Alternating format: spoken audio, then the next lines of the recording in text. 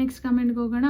Madam, where we will get NCERT book in ಆನ್ಲೈನಲ್ಲಿ NCERT ಅಂತಲೇ search ಮಾಡಿ. ನಿಮಗೆ NCERT ವೆಬ್ಸೈಟ್ ಹೋಗುತ್ತೆ.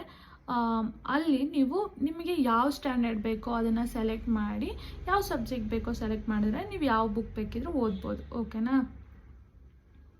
Please let us know how much salary you are getting working as a VAO. If you wish, you can share salary slip in video. Correct, ನಾನೊಂದು video ಮಾಡಬೇಕು, ಅಲ್ಲಿ ತನಕ weight ಮಾಡಿ, ಸರಿನಾ? Your education qualification madam. Okay, ನಾನು B A complete ಮಾಡಿದ್ದೀನಿ.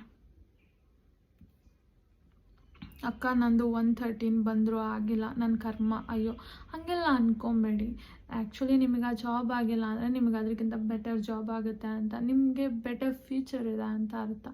So ಇದಾಗಿಲ್ಲ ಅಂದರೆ ಲೈಫೇ ಮುಗ್ದೋಯ್ತು ಅಂತಲ್ಲ, ಅದಕ್ಕಿಂತ ಒಳ್ಳೆ ಜಾಬ್ ಆಗುತ್ತೆ. ಒಳ್ಳೆ ಎಫರ್ಟ್ ಹಾಕಿದ್ದೀರ, ಸೊ ಯೋಚನೆ ಮಾಡಿಬಿಡಿ.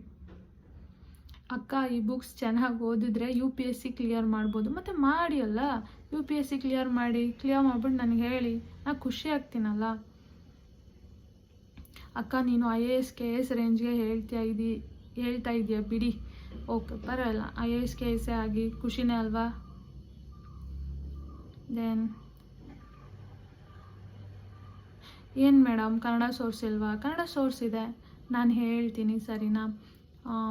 ನಾನು ಕನ್ನಡ ಸ್ಟೂಡೆಂಟ್ ಅಲ್ಲ, ಬಟ್ ನಾನೊಂದು 2 ಬುಕ್ನ ರೆಫರ್ ಮಾಡಿದ್ದೀನಿ ಕನ್ನಡದಲ್ಲಿ. ಸೊ ನಾ ಹೇಳ್ತೀನಿ, ಓಕೆನಾ?